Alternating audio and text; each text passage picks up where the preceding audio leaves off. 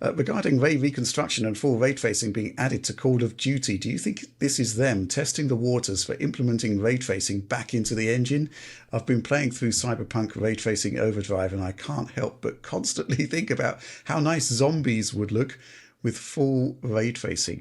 So, yeah, to put this question into context, this is a really interesting and somewhat bizarre development that happened with Call of Duty this week, where, the headline was, whoa, full path tracing coming to Call of Duty, which is like, yay.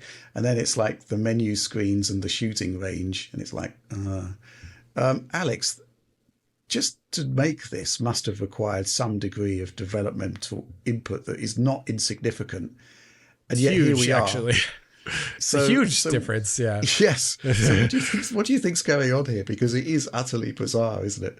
It is definitely a test bed. Like, there's no reason to spend all this time and effort to add.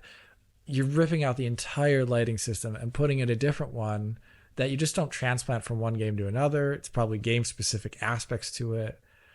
Yeah, they're probably doing it because it's going to be part of the IW engine in the future on PC. But right now, because of the timelines, most likely it did not at all align for releasing whatever their campaign was.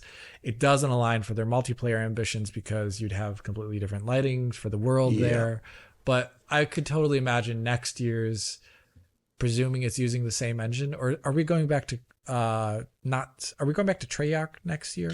Well, this is the thing, right? Because in a direct recently, I was talking about Treyarch having their own technology, but I think somebody pulled me up on that and said that Treyarch is moving on to the same sort of technology platform. Interesting. I haven't found out whether that's true or not, but maybe it is.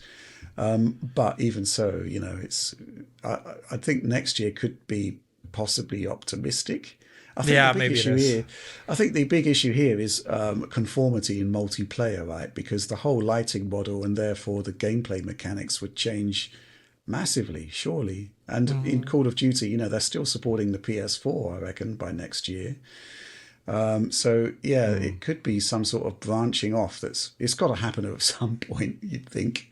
Yeah. And even so, you'd be branching off PC from other PCs and from consoles, because even the current generation consoles aren't going to be doing anything quite like this, which makes this whole endeavor very interesting. but also very bizarre as well. I wish I could have loaded it up. That's the one thing with the Avatar. Yeah, we wanted to take a look at it up. We've had a really tough week. Yeah. I think it's interesting because we're seeing a technological convergence this generation around solving long-standing lighting problems in games using an application of ray tracing. And I would be very surprised if Activision Blizzard King Microsoft doesn't want to keep pushing graphical boundaries with Call of Duty and continue to push the state-of-the-art in rendering tech. That would be very surprising to me. It is weird that after Black Ops Cold War, we haven't really seen RT in the engine, but I have to imagine it's going to come back, especially when last-gen consoles get dropped. It's got to come back. Yeah. Mm-hmm. Yeah. It's certainly an interesting experiment, and I guess we've got to get some eyes-on time with it to maybe get a better understanding of what's going on there, but it's certainly a very, very curious development.